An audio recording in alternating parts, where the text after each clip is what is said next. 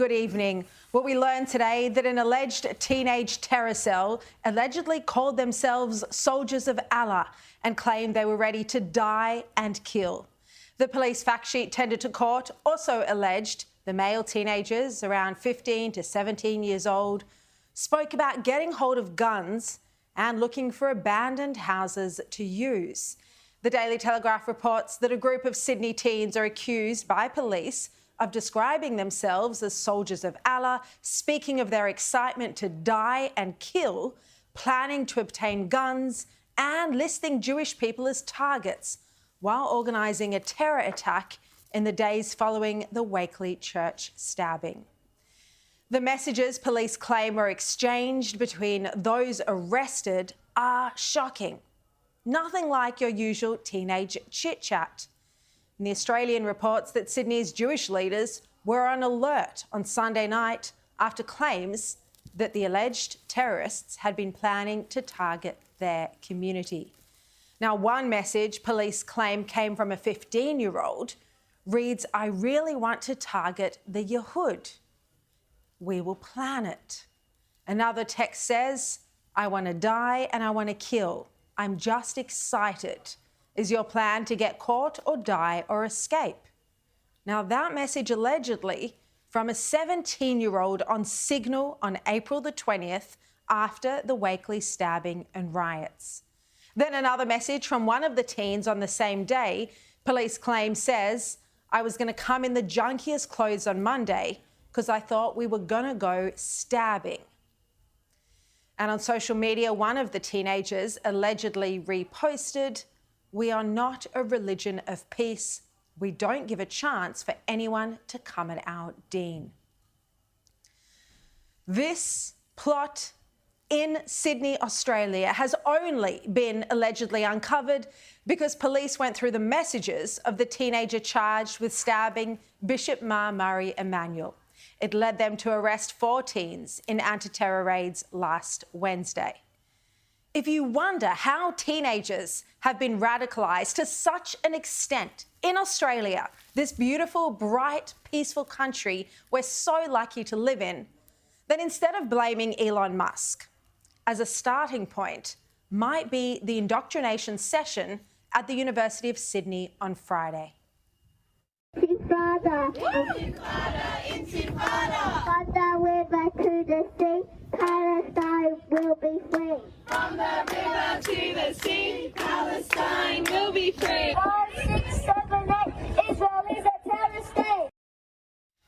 And it went on and on.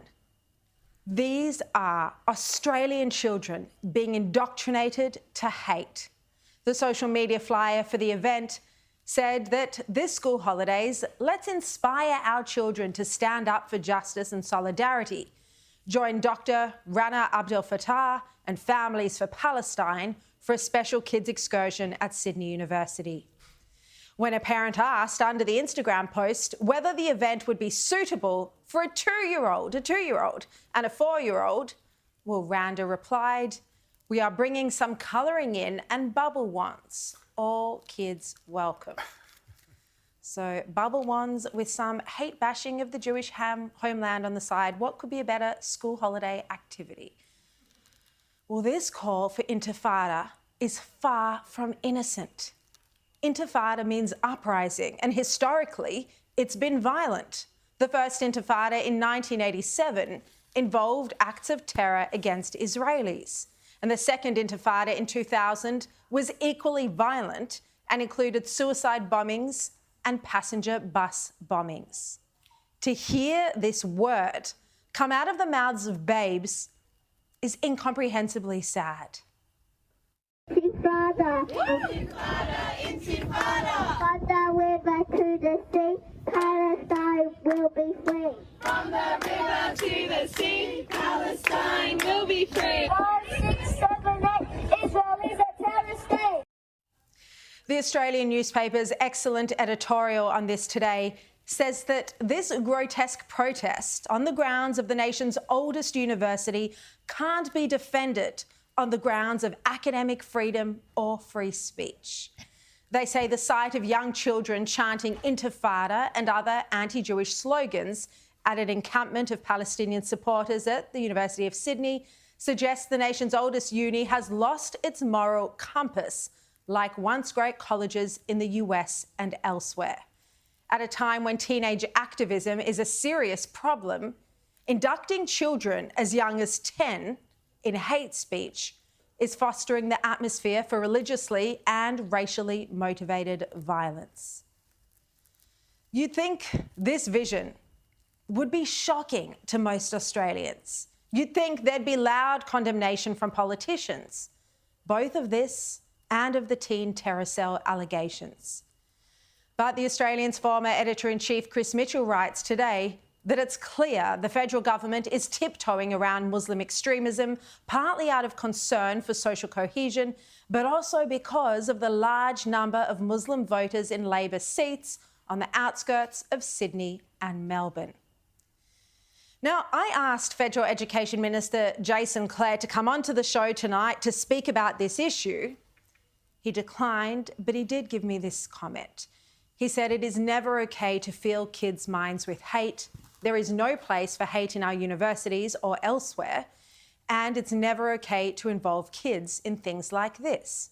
There is no place in our country for anti-Semitism, Islamophobia, or racism of any kind. Students and staff must feel and be safe on campus. Now, I hope he will take me up on my offer and come on the show to speak about this serious issue this week, because his sentiment is right. They are strong words, apart from equating, yet again, anti-Semitism with Islamophobia. But we need to know precisely what Jason Clare, as the Federal Education Minister, has said to the university chancellors to stop the division from American campuses being imported and unfolding right here at the University of Sydney and at the University of Melbourne. The Australian's editorial today has got it right when it says that this vile spectacle will test the leadership, or lack of it, of Albanese, Jason Clare, the University of Sydney Chancellor Belinda Hutchinson and Vice-Chancellor Mark Scott. But despite these shocking allegations, both about the alleged teen terror cell and the children chanting hate, we've heard no outrage from the Prime Minister. Imagine if children were chanting racist slogans that offended Indigenous Australians or the Islamic population. You know he wouldn't be silent. His leadership on this is non-existent. It's continued disappointment from a failure of a Prime Minister who has let us down over and over and over again in the past 7 months. What we've just seen here in Sydney in broad daylight is the same indoctrination of children that happens to Palestinians in Gaza, where they're brought up to think that Jews are the enemy. And as you know, children were also exploited in Nazi Germany with the Hitler Youth. There's no question our multicultural society will fail if this is what children are being taught, if the next generation of Aussies grow up with hatred in their hearts. This despicable display and the claims about the alleged teen terror cell leave me terrified for the future of our country. And it's all under Anthony Albanese's watch. Political leaders who should be guiding young Australians and strongly defending our values are silent. They're looking the other way, launching a deflection war against an irrelevant tech billionaire and thus allowing extremism to flourish. They're putting their own political agenda and the politics of division ahead of their obligation to protect all Australians and give us all the right to live in peace, free from harassment or fear of attack. And tonight I'll be joined live on air by a Jewish student from Columbia University. He says he no longer feels safe on campus as the pro-Palestinian protests rage. I'm going to cross live to him in New York shortly.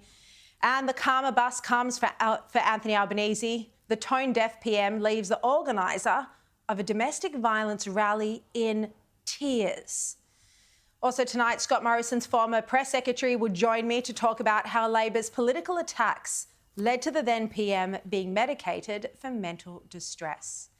But now let's bring in tonight's panel, Sky News contributor Joe Hildebrand and Sky News host Liz Storer. Hello, how are you? Great to see you both. Liz, starting with you, do you think we are at the point now where Anthony Albanese's silence is making life more unsafe in Australia? 100%, but we've seen that from the very beginning. The Albanese government has been very half-assed, excuse my French, in their response from the very beginning, and we've pointed that out constantly. It hasn't improved, and that is why these protesters now feel so emboldened. We're just seeing one act after another, whether it's on university campuses or elsewhere. And the issue that none of them want to talk about, especially with regard to this alleged stabbing that we saw in Wakefield against the bishop, is that if you keep importing people who hate Jews, you're going to have people who hate Jews in your community. And we've talked ad nauseum since October 7th about this rise in anti-Semitism, when really it's not been so much of a rise as in those who are anti-Semitic have been exposed because they've felt emboldened to show their true colours, which is alarming indeed. And our ruling elites do not want to talk about what everyday people can see with their own eyes, because it would mean addressing that issue. And only they can address the issue of how many people are we allowing into this country who carry an ideology that can't be stamped out. Everyone's like, how do we address this? How do we fix anti-Semitism? You can't stamp out an ideology. You simply can't. A lot of the protests are against Australia as well. They're against Albanese. They're against America. It's not only from people who've been brought into this country, it's from people who were born here, Joe. Yeah, that's right. Yeah, to be honest, we all know that the Middle East has been a hotbed of political and ideological conflict for thousands and thousands of years. And yes, there are, long generational acrimonies. And yes, when people come from that part of the world, they're going to have that almost genetically built into their system. Like, Protestant and Catholic Irish people will have those same kind of tribal instincts that they've probably not even thought about that much, but have just been raised to have in their bones.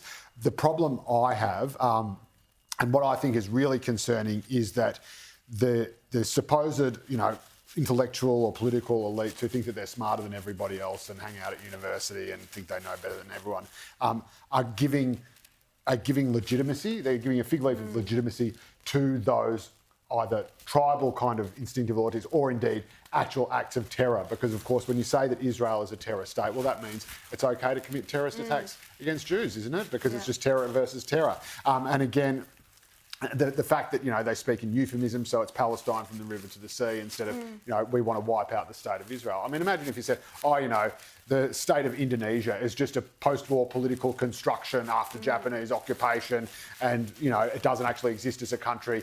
We should just get rid of it. Imagine that response if someone said that, or indeed said that, any number of Arab countries shouldn't exist, or that North Africa should never have, that Egypt shouldn't exist because it's absurd.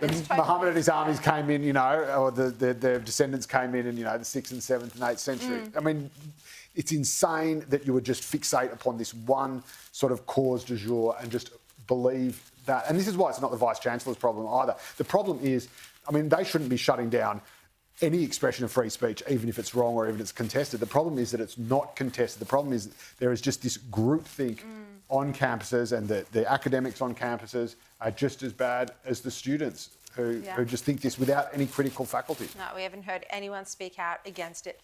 Now, let's go to one of the biggest stories today. The Prime Minister heckled at this weekend's rally against domestic violence. Have a look.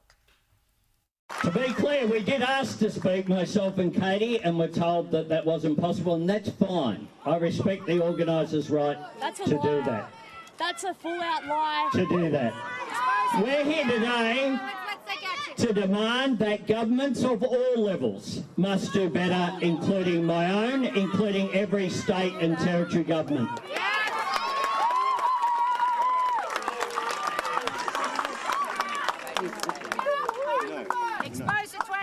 We're here as well to say that society and Australia must do better. So I said to the audience, do we want him to speak? I wanted the audience to choose, not him. And whilst I was saying that, he said behind me, which many people heard, I'm the Prime Minister, I run this country. And I think that's what really triggered me the most is that the abuse of power there, that the fact that he thought that his position as the Prime Minister, he can do whatever he wants in that moment. Well, what was important yesterday was that the organisers throughout the country deserve credit for organising these rallies. I was happy not to speak, I was happy to speak. It was about raising awareness of the issue. That was the PM trying to clean up his mess today. Liz, this has been hard to watch, how the Prime Minister has dismissed the claims and the feelings and the emotion of a vulnerable woman who's a victim of domestic violence. She was crying right next to him. He just spoke over her and continued on with her speech like it was some political performance, instead of realising he'd made her cry and showing any sense of human decency. None whatsoever. And the irony that he essentially bullied his way into speaking in the first place. He wasn't supposed to, then got up and told everyone they didn't want me to speak, they didn't want the minister to speak. I mean, just basically shaming her and calling her out at her own event. So firstly, he's not even meant to be there. He gets the mic and there he is at a rally that is supposed to be giving women a voice, and he proceeds to gaslight this woman, talk over the top of her, say that she's lying, and then ignore her when she tries to defend herself. And today, Sharri, he was asked about this on Sunrise and he said, oh, I'm just not going to get into that. The ABC asked him about it today and he just said, oh, I just want to congratulate the organisers. They would not answer the question. He was asked a third time about this by Carl Sanderlands on Kiss FM and did exactly the same thing. They said point blank, did you say what she is alleging that you said? I'm the Prime Minister, I run the country. Basically, I'll do whatever I want. And we have yet to hear a single outright denial from the Prime Minister saying, no, I did not say that. Now, the only reason why a politician doesn't simply just say, I'm putting this to bed, I never said that, is because he must know that he did. And there may be a recording. Yeah, there's other people in the crowd who saw it, heard it, people who can lip read it on video Well, he's not wrong. He is the Prime Minister and he does run the country as far as the government is concerned. There's no way you can defend this in the context. Absolutely I can defend it. I, for the life of me, cannot understand what the point of this confected outrage or offence or upset is. Firstly, did they want him at the rally or not? Did they want him to walk and not speak? Did they not want him to be there? Was it a place where women meant to have a voice, but then they're cross for him for speaking? But then they're saying, no, we did want him to speak, but now we're angry that he used his platform. What about the woman crying right next to him? I think it's pretty clear. I think it's clear by the footage that he didn't at first realise that that's what was happening, and then he sort of looks over and he's a bit sort of concerned and isn't quite sure what's going on. Are you okay? He didn't reach out like he would do as a human. She was already in his face, calling him a liar and screaming at him. And which again, he clearly is. You've got a Prime Minister who clearly is all in on this issue and wants to do something, and yet you're intent on making an enemy of him or picking a fight with him. And again, he's absolutely right. Now, this is all everyone is talking about, instead of talking about how we can actually prevent further deaths down the road. And this is what happens when an issue like this becomes a political football and becomes hijacked by people who are obsessed with protest rather than actual clear, hardline, criminal solutions. I cannot believe, Joe, that you are literally trying to justify his behaviour, talking to a pile of women who have probably experienced very similar gaslighting and... Well, from what I can gather, he was being heckled for not saying anything. And then he said, well, I wasn't asked she said to him, that's a lie. That's an outright lie. He proceeds to ignore her and talk over the top of her and pretend she doesn't exist. Comment from the Prime Minister. Let's go to it, guys. I'm happy to know what we want him to talk with the ministers, hear what they have to say, and then we'll consider the decision of them speaking about 10 minutes. But I'm not having any attacks towards myself or the organisation.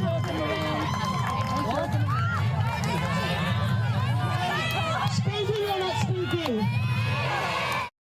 So we did just see that clip. Do you want to speak to me or not? I am the Prime Minister. So that is on camera, Joe. His little ego is wounded. So he's rocked up and said, look, do you want me to? I'll speak if you want me to. I won't if you don't want me to. And she's trying to turn it into some sort of feral reality TV show. No, So, like she explained she wanted the people to have the vote. Do you want to hear from the Prime Minister or not? And there he is, little ego wounded, being like, I am the Prime Minister. Well, no, that doesn't mean you get to speak. He didn't say, I run the country. That's not on the footage there. So it seems like there's more than one side that isn't telling the truth. Well, he said half of what she claims he said. He is the Prime Minister. What's the likelihood that he said the rest? Joe, the issue is that he then takes the mic. He then takes the mic to insult her, tell everyone, we weren't supposed to speak, and then ignore her when she says that's not true. He says, I wasn't asked to speak, but I will. And he went, like, honestly, talk about, like, you've literally got, 26 women dead, and this is what we're arguing about. This is insane, and this is what happens when the radical left hijacks an agenda. Has been running ads being like, stop it at the start. It starts with disrespect against women. That right there was unspeakably disrespectful. She is the organiser. You were on her platform, Mr. Prime Minister, and he was completely... That's his own government's message. Yeah. Stop it at the start. It starts with disrespect.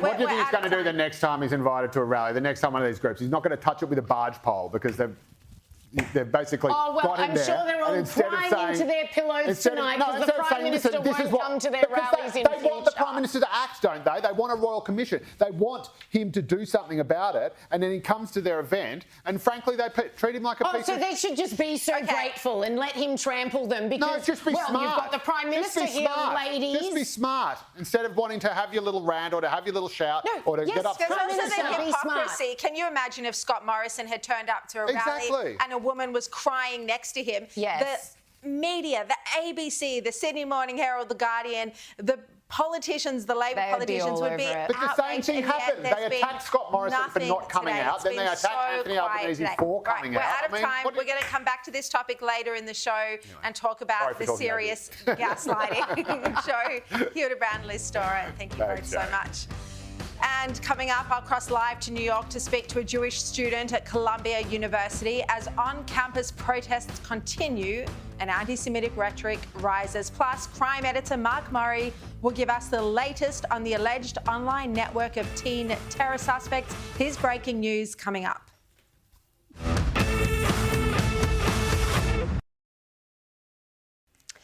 Welcome back. Well, I spoke earlier in the show about the shocking display of indoctrination we saw at the University of Sydney over the weekend. And this follows a wave of protests at universities in the US. Columbia University has been the epicentre of this madness. Students chanting and pitching their tents in an encampment that's lasted nearly 2 weeks. Many Jewish students have been forced to resort to online learning. I'm joined now by Columbia University student Ben Solomon. He's Australian from Melbourne and he's been studying economics and political science at the uni for the last 4 years. Ben, thank you for joining me and for having the courage to speak publicly. Can you tell us what it's been like on campus as these protests have unfolded?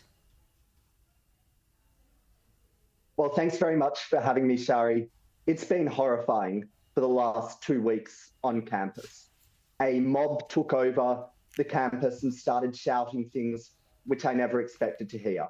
They shouted to globalise the Intifada, to bomb Tel Aviv. They burned American flags. They harassed Jewish students and they told us to go back to Europe. This is not happening in Beirut. It's happening at an Ivy League campus in the middle of New York City. I mean, this has clearly been a hostile environment for any Jewish student. Do you think you will be able to continue to front up to your studies on campus, or do you feel like it's getting too difficult to have to come face to face with this every day? Well, there's only a couple of weeks left for me. Some of the classes have gone online, which makes things a little bit difficult in the short run. But I know to just can't keep going with this campus environment. Students who are wondering whether they should transfer out, students concerned for their own safety, 134 Israeli students wrote to the president saying that they fear for their own lives on campus. Those are the students I'm really worried about right now. Look, our audio's not great. We might just try one more question, but if it doesn't work, we'll have to connect back with you. Look, I heard you met this week with House Speaker Johnson, also a number of both Democratic and Republican congressmen. Do you think there's enough leadership on this crisis? Look, I think so far the universities failed to take on these demonstrators. They've allowed the encampment for almost 2 weeks now. But it was very encouraging to meet in the last week with both Democrats and Republicans who understand the urgency of what's going on, who understand that this is no longer an anti-war movement. It's a pro-Hamas movement. Yeah, and that is what we're seeing time and time again. Ben, our audio is not great with you, so we are going to have you back on the show another time. We'll try to sort it out, but thank you very much for joining us again. I salute your courage in speaking out because a lot of people are too scared to put their faces to it, and that's completely understandable. This hostility is intense. Now, New South Wales Police believe an alleged youth terror cell were planning more attacks across Sydney. This in the aftermath of the Wakeley Church stabbing. We're bringing in now the Daily Telegraph's crime editor, Mark Murray. Mark, these reports in the Daily Telegraph, big exclusive stories uncovering what the police are alleging here. What do we know? Well, what we know is that these young men allegedly, or young teenagers, said that they were willing to die, they were willing to kill, and that they were planning attacks. Now, further going to be revealed tomorrow by Derek Krush, who's broken this story, that they were in touch with overseas like-minded people, and they were saying, hey, we've got something big going on, just keep watching this space. Wow. It's funny, in the lead-up, after they were arrested, there was a lot of people saying, oh, they've just grabbed these guys, they don't really have anything. Oh, it's just one young 16-year-old guy with mental health. Well, no. I think after today's revelations, what police allege they had found on their phones and WhatsApp, they were going to buy shotguns. They said they knew how they were going to have safe houses, which also shows they had connections that, that is what organised crime does. They have safe houses. These guys were not just teenagers acting alone. And that's also, I think, going to become very apparent in what police are going to allege as further as this investigation comes. And it's going to spread. We already have seen now that there's allegations that they're in contact with overseas people. So that big breaking news from you just there, Mark Murray. This is going to be a big exclusive in the Daily Telegraph newspaper tomorrow, as Mark Murray just told us, that there are allegations that those teenagers, at least some of them, were in contact with groups overseas and that they said they had something big coming. That shows that there were further connections. Mark Murray, yet we're seeing that there's been this lack of political leadership. Anthony Albanese is trying to divert attention to Elon Musk over this rather than actually speak about the allegations that have unfolded, rather than actually speak about this alleged teenage terror group that has emerged now in suburbs. We saw that Bishop Murray Emanuel returned to the pulpit for the first time this evening. He issued a strong message to the Prime Minister not to censor. Mark, we need leadership on this, don't we? We do, and it's really, really concerning. Now, we go back to see what happened with Curtis Chang, a New South Wales police employee. He was shot dead by a 15-year-old extremist who shot him dead outside police headquarters a number of years ago. That, luckily the police stopped what is alleged going to happen. We had, the fact that they were able to stop the bishop from being killed. But you're right, we need to really step up and let the police do their work and not try and, as you say, divert away from the real issue here of what's going on. Now, Mark, as I always say, you've been covering the police rounds for a very long time now. Not to make any comment on your age, I'm complimenting your experience. And back at the Daily Telegraph, we were desk buddies and we used to work together a bit on tips. We'd help each other out. But we are seeing domestic violence has been just shocking, this astonishing rise this year. what can police do here?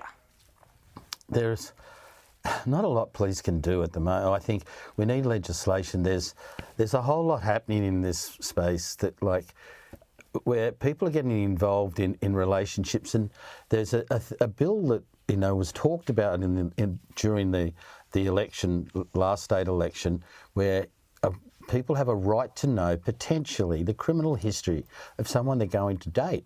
Now, we know there's a case just recently where a woman was killed and she'd met the person on a dating app.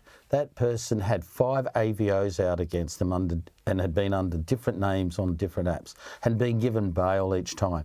Now, they weren't able to know. So I think we have to look at giving police more legislative power and people to say, if you're going into a relationship, if there are little warning signs, that maybe we're going to have to let people, maybe find out if these people have a history, that person, that male has a history of domestic violence. And invariably you will find that they do, that there's a pattern, that it just doesn't come from nowhere, very rarely.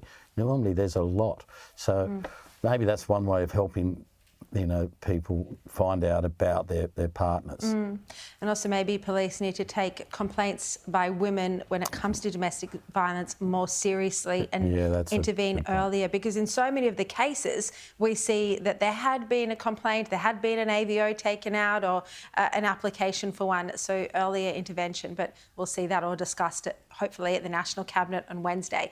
Mark Murray, thank you so much for joining me.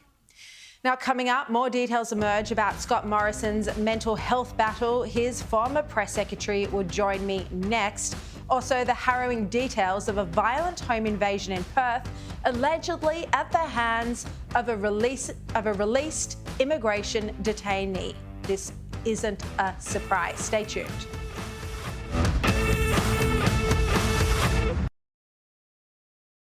Welcome back. Well, Scott Morrison reveals in his new book that he battled mental health issues while he was Prime Minister.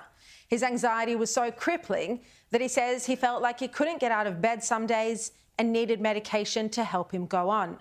Morrison says that without the medication, he might have fallen into a depression and has described his anxiety as debilitating and agonising. And Morrison is explicit about what drove him to this fragile mental state. He says, what impacted me was the combination of pure physical exhaustion with the unrelenting and callous brutality of politics and media attacks. Now, Morrison has been in politics for a long time before he became PM, but it was only as PM that he faced such a brutal political campaign that blamed him for everything from the bushfires to Brittany Higgins' alleged rape. It now seems absurd to blame a political figure for raging bushfires, but that's what happened. People know Scott Morrison goes missing when the going gets tough. People know Scott Morrison's response to the bushfire crisis was a dismissive, I don't hold a hose, mate. Now, we've reported extensively here that the alleged rape of Brittany Higgins was politicised and used by the Albanese opposition against Morrison and his team. But we now know categorically, thanks to Justice Michael Lee's careful and forensic analysis, that this narrative is fictitious. When examined properly and without partiality, the cover-up allegation was objectively short on facts but long on speculation and internal inconsistencies. Trying to particularise it during the evidence was like trying to grab a column of smoke.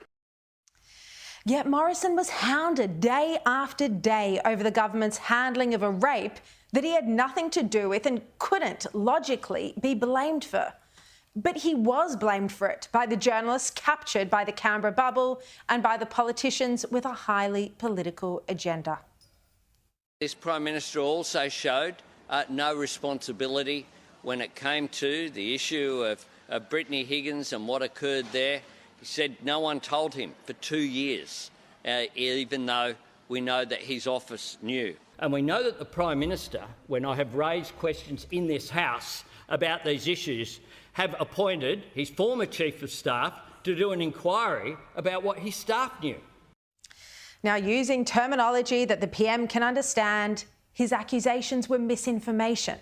The political attacks completely baseless. There was no cover-up of the rape by Higgins.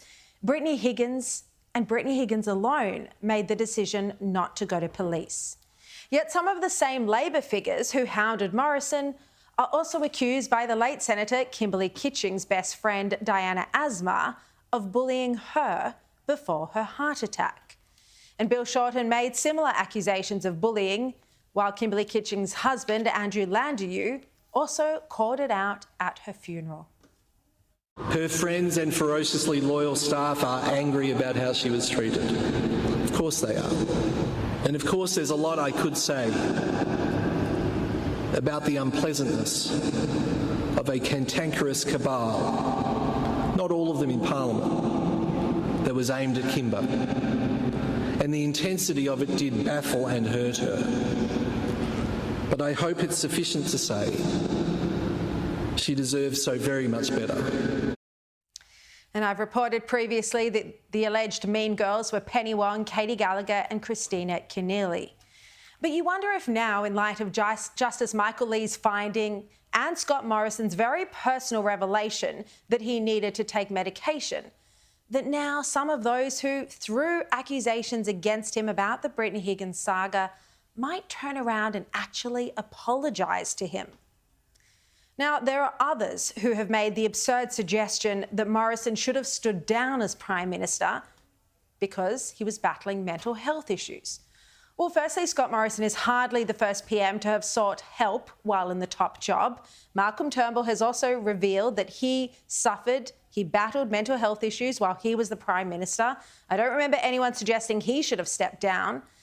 But this implication from critics that people with depression should have to step down from their jobs is entirely the wrong message to be sending. The message that Morrison expresses is right, seek help. It doesn't mean you're not capable of doing a job if you choose to do it. It just means that you might not be able to manage on your own. You might need professional help, and it is available. All right, let's bring in our Monday Political Insiders panel. Scott Morrison's former press secretary, Andrew Carswell, and Bill Shorten's former Chief of Staff, Cameron Milner. Welcome to you both, Andrew and Cameron. Look, Andrew, as Morrison's media advisor, you were there. You saw firsthand the toll that these political attacks took on Morrison. Tell us about it. Well, Sharri, they were brutal personal attacks, and what was laid out by the Albanese opposition was a brutal character assassination of a sitting Prime Minister. And of course it is going to have a toll. Of course the relentless war against Scott Morrison's character was going to have a toll. I mean, you do not work 18-hour days every day for 4 years in the toughest job in the country, dealing with some of the most horrific national crises that have been seen in decades, and endure those public slingings and the arrows that came his way and the personal attacks and the character assassination, and it not extract a toll. It did, and Scott Morrison was very brave in admitting that toll did eventuate. So it was hard to watch sitting there, knowing what was said about Scott in public was not the Scott that you knew in private. It was very hard to fight against that because there were some willing participants in the media that they were desperate to believe the Albanese narrative about Scott's character, and they joined in on the pylon. So it is no wonder that it extracted a toll that did. Cameron, what do you think about my suggestion that perhaps some of those who wrongly attacked him should now apologise? Well, sorry seems to be the hardest word for anyone in the Albanese government to say, let alone yesterday from the Prime Minister. But Katie Gallagher was a mean girl, and we know she weaponised. The Brittany Higgins situation. So politics was being played, and brutally. And as we've seen from Scott Morrison's own memoir now, it took a toll. Yeah, it did indeed. Now, as we've been discussing, the Prime Minister has been accused of lying by the organiser of the domestic violence rally. He was caught on camera telling organiser Sarah Williams that he's the Prime Minister. We played that clip a bit earlier. Whatever the version of events, as Christopher Daw writes in an excellent piece just published on The Nightly, well, he accuses Albanese of gaslighting the woman who is a victim of domestic violence. He writes, Morrison never bullied his way onto the stage of a rally decrying male violence against women, and so cold-heartedly, so insensitively, made a brave survivor feel so small, reducing her to tears, humiliating her. And then, rather than try to console her, he chose to ignore her and walk away instead. And Christopher Dawes says that Albanese is having a fight with a victim, a survivor, treating her like an irritant and then gaslighting her before insinuating she's a liar. Cameron, look, Dawes concludes that ultimately Albanese doesn't have leadership ability, that his style of politics actually isn't suited to leadership because it's petty, factional, reactionary, divisive and too political. Do you agree? Well, and he could have added liar and glass-jawed to that. I mean, what we saw yesterday was the most disgusting toxic masculinity from Anthony Albanese. Toxic masculinity. It was disgraceful. He was heckled. Well, so be it. But instead, he grabbed the microphone from a victim of family and domestic violence, grabbed the microphone, and while she sobbed, he mansplained. This is the Prime Minister who says he's in favour of women and does all the other things, but when on display on the national stage, a victim of domestic and family violence cried with the way he treated her, and today he gaslit her. He didn't say sorry, he didn't apologise, didn't turn around and do the right thing and be the better man. No, it called for grace and instead he acted in disgrace. And that was a terrible, terrible moment as the Prime Minister of Australia. Very well said. Andrew Carswell. Christopher Dawes also points out that the Canberra Press Gallery's usual ferocious critics have been strangely silent. And there's even the suggestion that might have been this briefing out behind the scenes against this domestic violence victim. Yeah, Sharri, I think there's some grace that's been afforded the PM that wouldn't have been afforded Scott Morrison, particularly in certain elements of the media. I mean, I looked at 9 newspapers today, and not naming names of journalists, but there's one columnist that was a continual repetitive critic of Scott Morrison. But today's was like, it's a bad look for Anthony Albanese to do this. Well, come on, it's more than a bad look. As Cameron has pointed out. I mean, I don't know how you get to this point. It was like he wanted to ride in on a white horse and be a hero of the moment, but instead he lied and insulted the audience. He grabbed the microphone when he wasn't meant to, and he reduced the event's organiser to tears. If that was Scott Morrison, it would be misogynistic. It would be mansplaining. But no, this is just a bad look. No, 100%. Now, just on to another debacle that the PM's now got to deal with. Yet another one of Labor's released immigration detainees has been charged, this time over an alleged violent home invasion in Perth. Let's have a look. We'll bring it up on the screen at what the trio, one of whom was the recently released detainee, allegedly did to this woman. A warning, the picture's graphic. She also allegedly had her life savings stolen. Cameron, this is devastating and as a direct result of not having measures in place to keep these people behind bars, knowing the High Court case was coming up. We knew these people were hardened criminals. They were the pedophiles, they were the slave traders and violent murderers and rapists. And we let them out into the community. And Albo just thinks that's okay. Well, it's not. Because this is what happens. On his watch, people in our community, innocent people, get harmed and damaged, because of these detainees led out on Albanese's watch. He is so weak on this, so weak. No, I agree.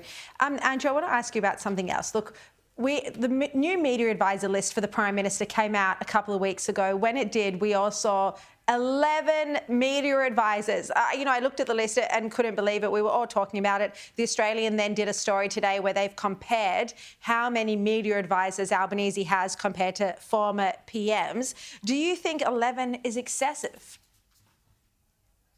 Well, Sharri, 11 is a massive, massive number, which is why we kind of kept it at about 10-ish. No, I don't have a problem with the numbers. One less? In fact, you only had one less?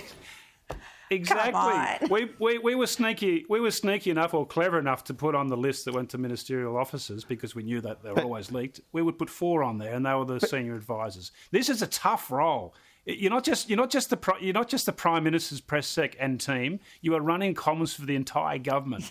So have as many staff as you want. They need them at the moment. Andrew, maybe Scott Morrison needed 10 because he had signed himself up to have 5 ministries. I'm joking. Very funny. But you only had 4 on the actual list, so there were only 4 people who journos were calling to hassle. I mean, the thing is, there are 11 media advisors here, and as a journalist, you can't get the PM's office to respond, or at least I can't. Cameron, what do you think? Is this a waste of money? If they're all on about 200 grand, I mean, that's well over, what, a couple of $1 million? It's not the money, it's the performance. Because look how badly Albo's going. I mean, he could double the number of media advisors. He could have twice as many Catherine Murphy-Roos, and he'd still be Albo. That's the problem. They're still dealing with a product which is Albanese. So it doesn't matter how many spin doctors, they can't spin what they've got. Yeah, it's a bit like the problem Police Commissioner Karen Webb's facing as well. All right, Cameron Milner, Andrew Carswell, thank you both so much. Now, after the break, Donald Trump pulling away from Joe Biden in the polls. Does the president really have what it takes to keep his job? Kosha Garda will join me next.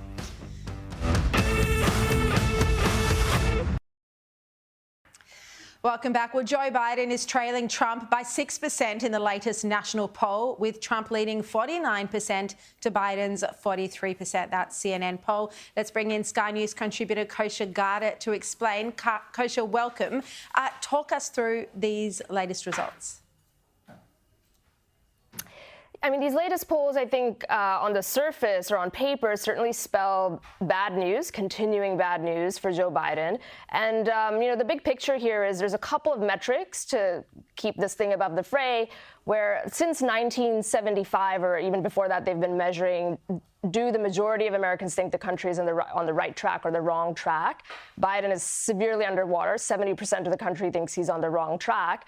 The second measure is just overall, the favorability rating, and he's below 40%. Those two metrics have historically always been predictors in the outcome of the presidency. And if you just look at that, he's not doing well because he's severely underwater on both. However, we are in uncharted territory with all the legal cases and the machinery of mass mail-in balloting and all of that stuff. And so it's really anybody's guess, and you've got to take those polls in that context, that the polls alone actually don't really tell us what's going to happen in November. I mean, so far, voters seem unfazed by, well, at least by the current hush money criminal trial. Trump is now preparing for day 9 of this historic hush money criminal trial. What can we expect this week? Yes, you're right that voters are unfazed because everybody's mind is made up. This is sort of old charges that everybody knows about. It was all litigated in 2016 and 2020, his relationships with these women and all the rest of it. And everybody sees this as really nakedly political for the most part, and people who hate Trump, it gives them more ammo to continue to assassinate his character, which is, something that a lot of people don't like for good reasons and bad reasons. And then people who like him see this as just more martyring of, dredging up old charges and twisting the law and coming up with a novel theory that, is going to do this. It's all about the politics. Basically, I think what's going to happen is this trial will run its course over the next 6 to 8 weeks. They're rushing to get a conviction, which, as shaky as the legal theory is, it seems likely because of the jury bias and all the rest of it that we've been discussing. It will probably get overturned on appeal, but the timing of that may fall after the election. And I think that's what the high stakes maneuver is, that if he gets that label of a convicted felon on the basis of this trial, is that going to be enough to turn off even a small swath of voters in what's likely to be a very tight election? I think that's kind of the game here. We've only got about 30 seconds, but, in a few months ago, we saw the left media really heating up their questioning about whether Joe Biden would run for the Democrats again. That's all quietened down. Do you think there might still be a handover? I think as time marches on, it gets less and less likely. The final inflection point for that will be the convention, the Democrat convention in Chicago. That's the last chance where there's sort of a way for another candidate to be parachuted in a way where that candidate would have avoided the mudslinging of the primary, but it looks increasingly unlikely. Yeah. All right, Kosha Garda, thank you so much. And thank you, everyone at home, for your company tonight. I'll see you tomorrow at 8. Here's Paul Murray.